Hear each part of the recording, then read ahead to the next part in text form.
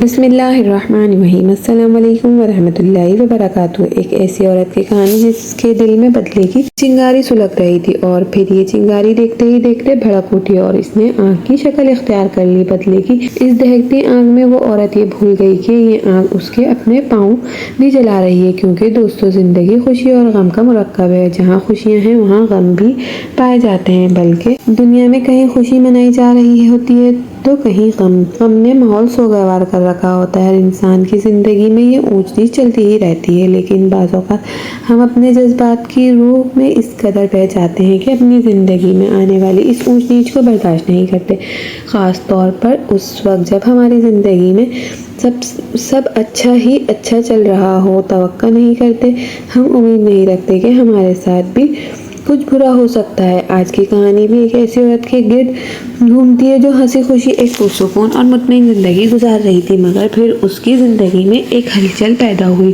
ایک غیر معمولی ہلچل کو دیکھ کر وہ عورت اس قدر حواس باختہ ہو گئی کہ اس نے شدت جذبات میں آ کر کچھ غلط قدم اٹھا لیے۔ آئیے اس کہانی کو سنتے ہیں۔ دوستو، یہ کہانی غزالہ کی ہے۔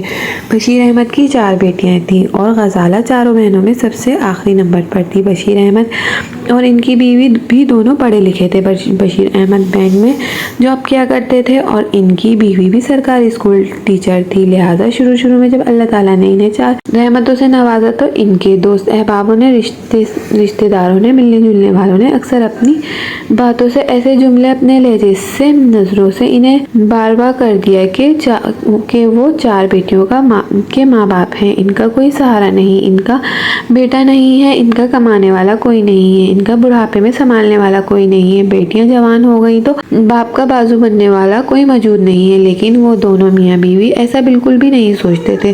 بشیر احمد رات کو اپنی بیٹیوں کے ساتھ بیٹھ کر کھانا کھاتے اور 4 نوالے باری باری اپنی بیٹیوں کے منہ میں ڈال کر 5واں اپنے منہ میں ڈالا کرتے تھے۔ ان کا کہنا تھا کہ خدا کی تقسیم میں سوال کیسا؟ اگر اللہ تعالیٰ نے انہیں صرف اپنی رحمت سے نوازا ہے تو یہ تو زیادہ قابل عزت بات ہے کہ اللہ نے 4 بار ان کے طرف رحمت کی نگاہ سے دیکھا ہے۔ اس طرح ان کی چاروں بیٹیاں شہزادیوں کی طرح پل بڑھ کر جوان ہوئی۔ بشیر احمد نے ایک ایک کر کے اپنی تمام بیٹیوں کے فرض ادا کر دیا، بیٹیوں کو اپنی دعاؤں کے سائے تلے ان کے سسرال رخصت کر دیا، اور سب سے چھوٹی غزالہ تھی جس نے ماں باپ کے ساتھ سب سے زیادہ وقت گزارا، جس نے ماں باپ کا سب سے زیادہ لاڈ پیار اور محبت توجہ حاصل کی۔ اور جب غزالہ کی شادی کی باری آئی تو اس وقت جب غزالہ کے ماں باپ اس کا رشتہ دیکھ رہے تھے، ابھی رشتہ پکا ہی نہیں ہوا تھا کہ ماں باپ اکثر بیٹھ کر غزالہ کی باتیں کرتے اور اداس ہو جایا کرتے تھے کہ جب انہوں نے اپنی بیٹیوں کو بیاہ کر رخصت کیا، پہلی بیٹی کو رخصت کیا، دوسری بیٹی کو رخصت کیا، اس دفعہ ہر دفعہ جب وہ اپنی ایک بیٹی کو رخصت کرتے تو غزالہ کی طرف دیکھ کر دل مطمئن محسوس کرتے کہ ابھی سب سے چھوٹی ہمارے پاس ہے۔ لیکن ایک ایک کر کے تینوں بیٹیاں رخصت ہو گئیں اور اب ان سب سے چھوٹی کی باری بھی آ چکی تھی۔ وہ اکثر یہ سوچ کر اداس ہو جاتے کہ اب غزالہ کی بھی چلی جائے گی تو گھر ویران پڑ جائے گا، اور دوسری طرف غزالہ جو اپنے ماں باپ کے چہروں پر نظر ڈالتی تو اور یہ بات سوچتی کہ جب میں چلی جاؤں گی تو میرے ماں باپ اکیلے ہی رہ جائیں گے، تو اسے اپنے دل میں گہری کھائی میں ڈوبتا ہوا محسوس ہوتا۔ لیکن بیٹیاں ماں باپ کے سامنے اور ماں باپ بیٹیوں کے سامنے ہمیشہ مضبوط رہتے ہیں۔ آنکھوں میں آنے والے آنسو کو اندر پی جایا کرتے ہیں، اور پھر اسی طرح دیکھتے ہی دیکھتے شادی کا دن بھی آ پہنچا۔ شادی کے دن بھی یہی صورتحال تھی، ماں باپ اپنے آنسو غزالہ سے چھپا رہے تھے اور غزالہ اپنے ماں باپ سے آنسو چھپا رہی تھی۔ لیکن رخصتی کے وقت دونوں طرف ضبط کا یہ بندھن ٹوٹ گیا۔ بہنوں کا اور رشتہ داروں نے منع کرنے کے باوجود غزالہ پھوٹ پھوٹ کر رونے لگی۔ ماں باپ نے اپنے آنسو پر بند باندھا اور بیٹی کو ہزاروں دعاؤں کے سائے تلے رخصت کر دیا۔ غزالہ رخصت ہو کر عامر کے سنگ اپنے سسرال جا پہنچی۔ ادھر اگر غزالہ اپنے والدین کی سب سے چھوٹی اور لاڈلی بیٹی تھی تو دوسری طرف عامر بھی سب سے چھوٹا بیٹا تھا۔ غزالہ کا سسرال میں خوش دلی سے استقبال کیا گیا۔ سب سے چھوٹی بہو تھی تو خوب ناز نخرے بھی اٹھائے گئے۔ غزالہ شادی کے 4 ماہ تک اپنے سسرال میں رہائش پذیر رہی، لیکن عامر نوکری کے سلسلے میں دوسرے شہر میں مقیم تھا۔ 4 ماہ بعد ہی اس نے غزالہ کو اپنے ساتھ لے جانے کا فیصلہ کیا۔ دونوں میاں بیوی نے اپنا ضروری سامان باندھا اور وہاں سے روانہ ہو گئے۔ غزالہ نے اپنے اس چھوٹے سے گھر کو بڑی محبت کے ساتھ سجایا سنوارا اور اپنے شوہر کے ساتھ ایک خوش اور اطمینان بھری زندگی گزارنے لگی۔ یہاں اس نے نئے گھر میں شفٹ ہوئے 1 ماہ ہی گزرا تھا کہ غزالہ کو یہ خوشخبری ملی کہ وہ ماں بننے والی ہے۔ وہ بہت خوش تھی۔ وقت دھیرے دھیرے گزر رہا تھا۔ 9 ماہ کے بعد اس نے ایک خوبصورت بیٹے کو جنم دیا۔ زندگی یوں ہی دھیرے دھیرے آگے بڑھتی رہی۔ بچے کی پیدائش پر غزالہ نے اپنے سسرال کا رخ کیا۔ وہاں وہ چند دن گزار کر آئی اور پھر دوبارہ سے اپنے گھر واپس آ گئی۔ اس طرح غزالہ اور عامر کی شادی کو 12 برس گزر گئے۔ ان 12 برسوں میں اللہ تعالیٰ نے انہیں 3 بچوں کی نعمت سے نوازا تھا۔ یہ گھر ایک مکمل گھرانہ تھا، خوشحال اور مطمئن اور پرسکون انداز میں زندگی گزار رہا تھا۔ غزالہ اپنے گھر میں اور بچوں میں مصروف تھی۔ عامر سارا دن اپنی نوکری پر گزارا تھا اور شام کو واپس آ کر اپنے بیوی بچوں کے ساتھ گزارتا۔ لیکن پھر اس مطمئن ماحول میں ایک ہلچل پیدا ہوئی۔ غزالہ نے عامر کی بے توجہی کو نوٹ کیا کہ اب وہ نوکری سے واپس آ کر بچوں کے درمیان نہیں بیٹھتا، غزالہ کے پاس نہیں بیٹھتا۔ وہ اپنا لیپ ٹاپ اور موبائل اٹھاتا ہے یا چھت پر بنے ہوئے کمرے میں چلا جاتا ہے یا ڈرائنگ روم میں جا کر الگ بیٹھ جاتا ہے۔ ہمیشہ کوئی نہ کوئی بہانہ بنا دیتا ہے۔ مجھے کام ہے، مجھے پریزنٹیشن تیار کرنی ہے، مجھے آفس کا کام نپٹانا ہے، بچوں کو دور لے جاؤ، یہ شور کرتے ہیں، میں ڈسٹرب ہوتا ہوں۔ شروع کے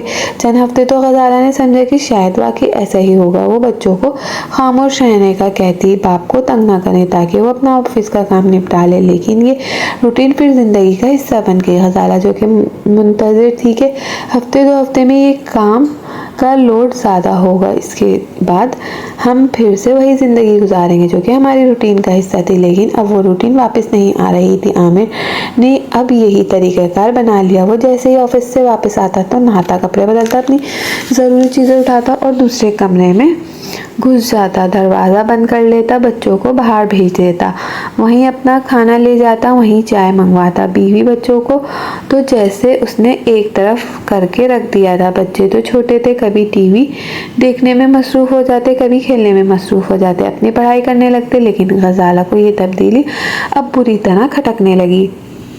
وہ اپنے آپ کو اکیلا محسوس کرنے لگی۔ کچھ دن اسی طرح سوچ بچار میں گزر گئے، لیکن بالآخر وہ ہکا بکا رہ گئی کہ عامر کا لہجہ کچھ اکڑا ہوا تھا۔ اس نے غزالہ سے کسی بھی بات کا مناسب طریقے سے جواب نہیں دیا اور بات کو گول مول گھما دیا۔ اب غزالہ کی چھٹی حس بیدار ہو گئی۔ اسے شک پڑنے لگا کہ ضرور کوئی گڑبڑ ہے، اور پھر غزالہ نے ایک دن موقع ملتے ہی چپکے سے عامر کا موبائل دیکھا۔ عامر کسی لڑکی سے گفتگو کر رہا تھا سوشل میڈیا پہ، اس نے کوئی دوست بنا رکھی تھی۔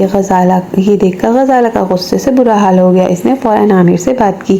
دونوں میاں بیوی کے درمیان لڑائی جھگڑا ہوا، لیکن بالآخر عامر نے اپنی غلطی کو تسلیم کیا۔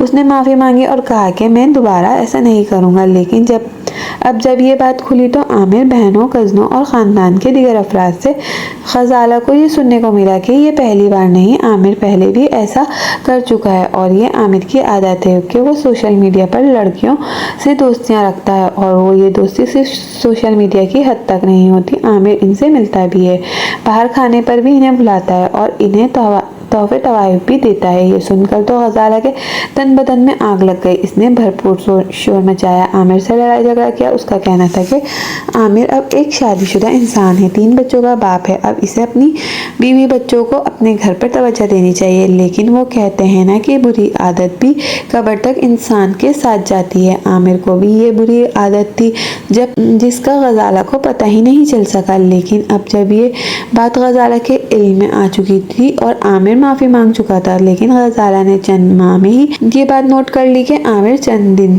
سے اجتناب برتتا ہے۔ غزالہ کے سامنے وہ بالکل اس طرح کا کوئی قدم نہیں اٹھاتا، اس طرح کی کوئی حرکت نہیں کرتا کہ غزالہ کو شک گزرے۔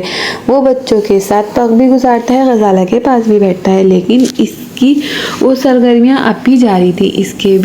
کسی کے بھی سمجھانے بجھانے پر عامر پر کوئی اثر نہیں ہو رہا تھا، اور غزالہ اپنی جگہ پر بری طرح ڈپریشن کا شکار ہو رہی تھی اور اندر ہی اندر جلتی اور کرتی رہتی، اور عامر کو چھوڑ کر جا بھی نہیں سکتی تھی کیونکہ وہ اپنے والدین کو پریشان نہیں کرنا چاہتی تھی۔ اور پھر بہت سوچ بچار کے بعد اس نے ایک انتہائی خطرناک فیصلہ کیا۔ اس نے ایک دن عامر کے موبائل سے عامر کے ایک دوست کا نمبر نکالا اور اسے اپنے موبائل میں سیو کر لیا، اور پھر اس موبائل پر کال کی ظاہر یہ کیا کہ یہ نمبر غلطی سے مل گیا، لیکن پھر شام تک اس نمبر پر میسج کیا۔ دونوں آپس میں بات چیت کرنے لگے۔ غزالہ نے آہستہ آہستہ عامر کے اس دوست سے تعلقات بڑھا لیے۔ دونوں میسج پر ہر وقت بات چیت کرتے تھے، لیکن رات گئے اب کالز کا سلسلہ بھی جاری ہو چکا تھا۔ دونوں ایک گھنٹے کی طویل کال کرتے، ایک دوسرے سے باتیں کرتے اور باتوں کا یہ سلسلہ ایسا طویل چلتا کہ اگر کوئی روک ٹوک نہ ہوتی تو شاید یہ دونوں ساری رات بھی بات چیت کرتے رہتے۔ اب صورتحال یہ تھی کہ جیسے جیسے وقت گزرتا جا رہا تھا، غزالہ کی دلچسپی عامر اور اس کے دوست میں، جس کا نام عابد تھا، اس میں بڑھتی جا رہی تھی۔ غزالہ کو اب عامر کے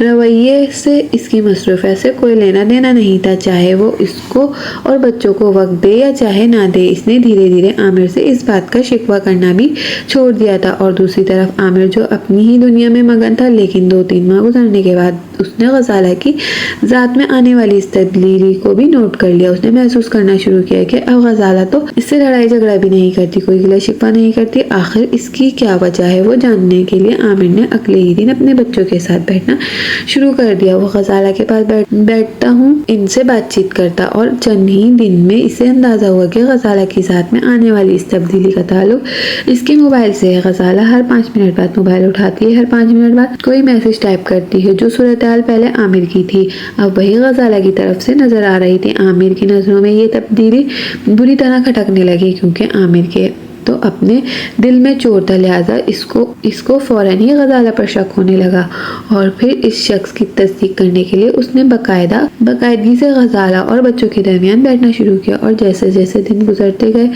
عامر کے شک پر یقین کی مہر ثابت ہوتی گئی۔ اسے مکمل یقین ہو گیا کہ غزالہ کی زندگی میں کوئی اور آ چکا ہے، اس لیے غزالہ کی توجہ اب اس سے پہلے جیسی نہیں دے رہی۔ اس لیے غزالہ اس سے لڑائی جھگڑا نہیں کرتی، اور اسی لیے غزالہ اب اس سے کوئی گلہ شکوہ بھی نہیں کرتی۔ اور پھر جب ایک دن غزالہ رات کے وقت بچوں کے صبح اسکول جانے کے لیے کپڑے پریس کر رہی تھی تو اس کا موبائل کھانے کی میز پر پڑا تھا۔ عامر نے اسے مصروف دیکھا تو چپکے سے موبائل اٹھایا اور اندر چلا آیا۔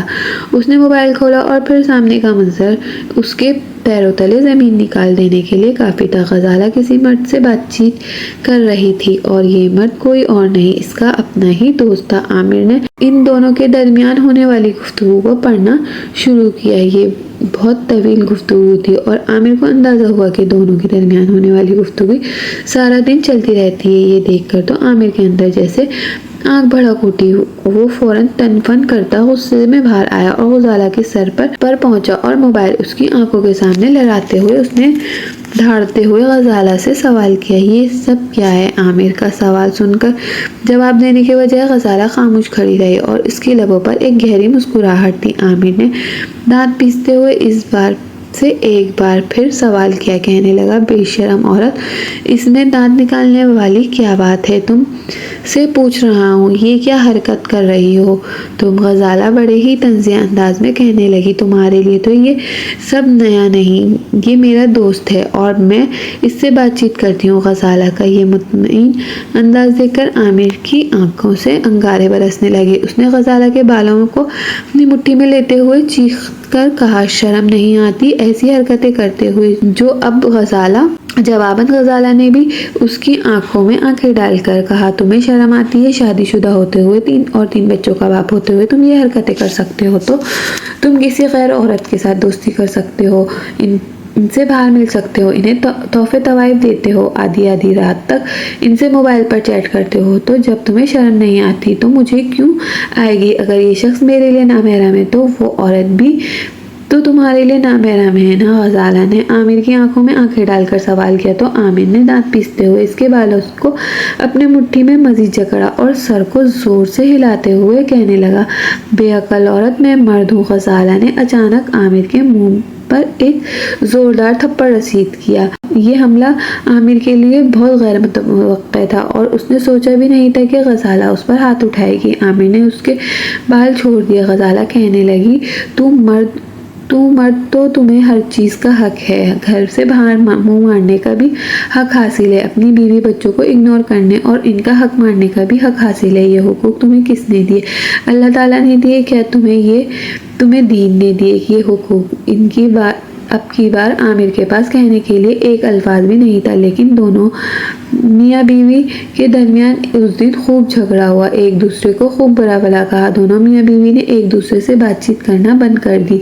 कुछ दिन गुजरे कि आमिर ने दो टोक अल्फाज में गजाला से कहा कि मैं अपने घर में ये बेशर्मी बर्दाश्त नहीं कर सकता। मेरे लिए ये बात बिल्कुल भी काबिल कबूल नहीं कि मेरी बीवी गैर मर्दों से बातचीत करे, लिहाजा तुम जा सकती हो मेरी ज़िंदगी में, और मेरे दिल में तुम्हारी अब कोई जगह नहीं। ये देखकर गजाला हक्का बक्का रह गई। उसने आमिर को समझाने की कोशिश की कि वही अमल है जो पहले तुम कर रहे थे। अगर तुम्हारे लिए ये जायज़ है तो मेरे लिए नाजायज़ क्यों? मैं भी बर्दाश्त कर रही थी जब तुम्हारी ज़िंदगी में कोई गैर औरत थी, अब तुमसे बर्दाश्त क्यों नहीं हो रहा?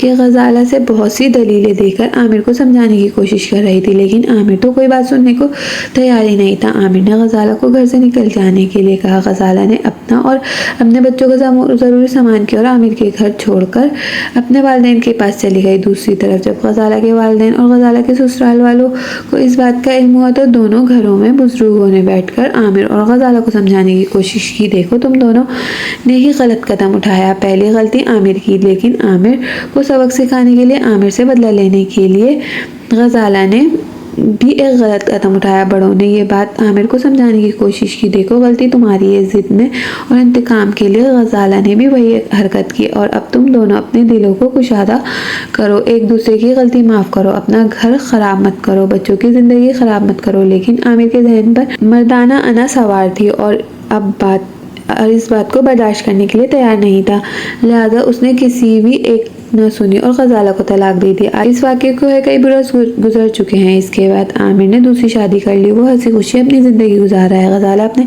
तीनों बच्चों के साथ अपने वालिदैन के घर में मुकीम है। कुछ अरसे बाद गजाला की वालदा भी अल्लाह को प्यारी हो गई। गजाला एक प्राइवेट स्कूल में टीचिंग भी कर रही है।